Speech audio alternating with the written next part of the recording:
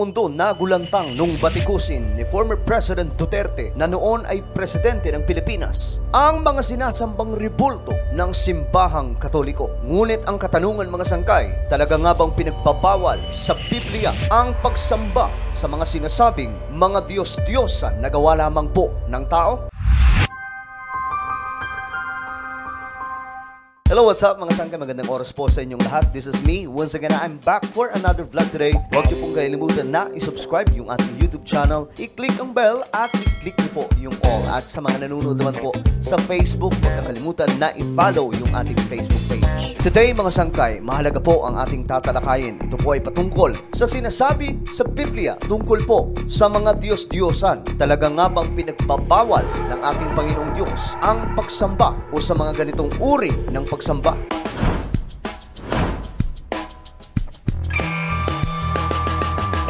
Isa sa naging usap-usapan noon mga sangkay, noong panahon na namumuno pa po ang dating Pangulong Rodrigo Duterte, ay ang kanyang mga matitinding statement mga sangkay laban po sa simbahang Katoliko. Lalong-lalo na po mga sangkay nung isiwalat niya po dito yung pagsamba sa mga Diyos-Diyosan na kung saan mga sangkay, ginawa po niya itong katawa-tawa sa kanyang mga statement. Ngunit sa statement ng dating Pangulo mga sangkay ay malinaw na ipinapahayag ang kahalagahan ng kaalaman tungkol po sa mga rebultong ito. Ano nga ba talaga ang totoo mga sangkay? Talaga nga bang ipinagbabawal sa salita ng Diyos o isang malaking kamangmangan ang sumamba o lumuhod sa kung sino mang rebulto na mayroon ng ating mundo? Alam mo ba kung ilang ang santo ng Katoliko? 35,000. All the years. Sa Italy, marami sila. Ang Pilipino, mayroon rin. Magdasal ka na sa isang Diyos, magdasal ka ba dito sa mga santong iba? Lahat halos ng tao mga sangkay ay kapag isinisilang sa ating mundo at nagkakaroon po ng kamalayan, isa po sa hinahanap neto, sino nga ba talaga ang naglikha sa atin? O sino ang naglikha sa tao? Kung kaya't mga sangkay, maraming mga tao na walang kaalaman tungkol po sa tunay na Diyos ay sumasamba sa kung ano-anong mga bagay. May ibang mga bansa, mga sangkay, sumasamba po sila sa elepante, sumasamba sila sa mga hayop, sumasamba sila sa mga punong kahoy o ano pa bang mga bagay na nag-i-exist sa ating planeta mga sangkay sapagkat wala po silang kaalaman tungkol po sa tunay na Diyos na dapat lamang pong sambahin. Ang pananampalataya ng mga Kristiyano ay nagmula po ito sa pananampalataya ng mga Israelita. Unang mga Hudyo sa panahon po natin ngayon. Ang mga Hudyo o Israelites mga sangkay ang naunang mga tao na tinawag na bayan ng Diyos na pinakamamahal ng ating Panginoon. Sila po ang nakakaalam sa tunay na Diyos. Kung paano po sila sumamba mga sangkay,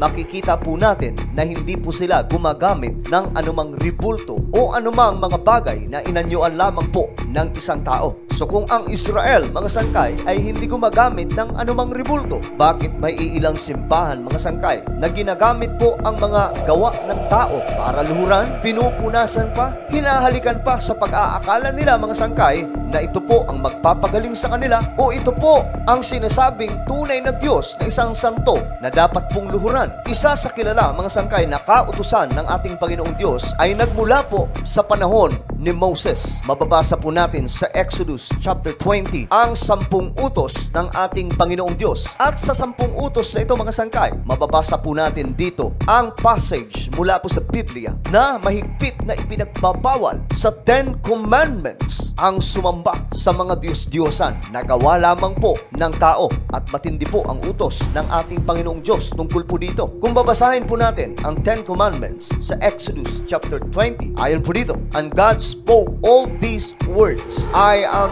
the Lord your God, who brought you out of Egypt, out of the land of slavery. You shall have no other gods before me. You shall not make yourself an image in the form of anything in heaven above, or on the earth beneath, or in the waters below. Sa verse 4 po yan mga sangkay, mababasa po natin na mahigpit po kaagad ang utos ng Panginoon sa Israel na sinasabi po niya dito mga sangkay, huwag na huwag kayong gagawa ng kahit na anong mga bagay na likha lamang po ng tao. Sa Tagalog mga sangkay, sa Exodus chapter 20 verse 4, sinasabi po dito, huwag kayong gagawa ng mga Diyos-Diyosan na anyo ng anumang bagay sa langit o sa lupa o sa tubig. Malinaw po ang utos ng ating Panginoong Diyos sa Ten Commandments pa lamang po ito.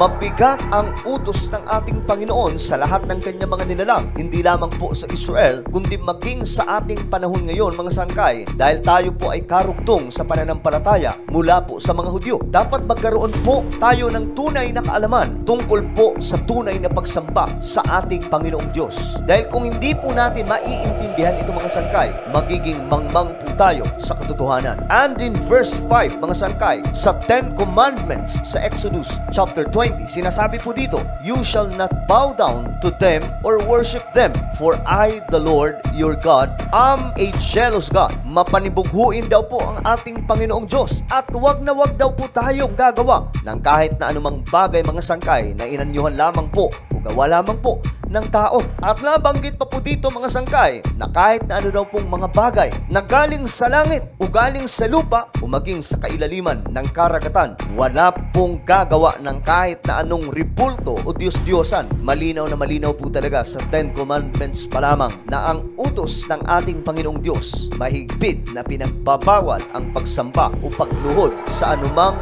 mga Diyos-Diyosan. Subalit, mga sangkay, meron pong palusot dito ang ilan sa mga nangangaral tungkol po dito na tahasan po nilang sinasabi na okay lang naman sumamba sa mga Diyos-Diyosan na inanyuhan po ng tao dahil ginawa naman daw po ito ng Israel noon. That's very wrong, mga sangkay. Never po nangyari na ang Israel ay sumamba sa anumang ribulto. Ngunit may sinasabi po sa Biblia, mga sangkay, kagaya na lamang po sa Numbers chapter 21 verse 8 hanggang 9, nung inutusan ng Diyos sila Moses na gumawa po ng isang ribultong ahas na lahat daw po ng titingin sa ahas na ito, mga sangkay, ay hindi mamamatay. Ayon po sa Biblia, at sinabi ng Panginoon kay Moses, "Gumawa ka ng isang mabagsik na ahas at ipatong mo sa isang tikin at mangyayari na bawat taong makagat ay mabubuhay pag tumingin doon." At si Moses ay gumawa ng isang ahas na tanso at ipinatong sa isang tikin at nangyari na pag may nakagat ng ahas ay nabubuhay pagtingin sa ahas na tanso. Nangyari po ito, mga sangkay, dahil nga po sa katigasan ng ulo ng mga Israelita. Nagrereklamo po sila kay Moses, mga sangkay, at dahil po dito, nagkaroon po ng kaparusahan ng ating Panginoong Diyos sa mga ito. May mga taong nakagat ng ahas noong panahong yon, mga sangkay, na ang tanging pamamaraan para gumaling o para mabuhay, mga sangkay, ay ang tumingin lamang po sa ginawa nila Moses na ahas na tanso. Ito po ay hindi para sambahin, mga sangkay, kundi para magkaroon po ng pagsunod muli ang mga Israelita, pagsunod sa Panginoong Diyos. Dahil simula po, mga sangkay, nung ang Israel ay makalaya po doon po sa Egypt, nagsimula pong maging matigas ang kanilang ulo, na madalas, mga sangkay, i-question po nila ang ating Panginoong Diyos. Kung kaya't dito, gumawa ng pamamaraan ng ating Panginoon sa pamamagitan po ng kanyang lingkod na si Moises para makita po ang pagsunod nitong mga taong reklamador sa ating Panginoon. So sino man, mga sangkay, ang nakatingin sa ahas na tanso, sila ay hindi namamatay. Pero never po nabanggit sa Biblia, mga sangkay, na itong mga taong to sumamba sa ahas na tanso. Wala po tayong mababasa sa Biblia. Isa pa, mga sangkay, sa palusot nitong mga pinagpipilitan na pwedeng sambahin ang mga Diyos-Diyosan ay ang Ark of the Covenant ng bansang Israel. Ang mga Israelita kasi noon, mga sangkay, ay meron pong daladalang Ark of the Covenant. Lagi po nilang dala yan, mga sangkay, saan man sila mapunta. Pero hindi po para sambahin dahil never po silang lumuhod sa Ark of the Covenant para sambahin ito. Pero isa lamang po ito sa gateway ng Israel noon para maramdaman po nila ang ating Panginoong Diyos. Ang Ark of the Covenant, mga sangkay, ay never po nilang sinamba. Bagkos itong Ark of the Covenant nagdadala lamang po sa Israel sa pagsamba sa tunay na Diyos, sapagkat itong Ark of the Covenant nagre-represent lamang po ng spiritual presence of God as a protector and guide for the Israelites in exchange for them keeping the commandments of the Lord. Tuwing dala ng Israelita ang Ark of the Covenant, mga sangkay,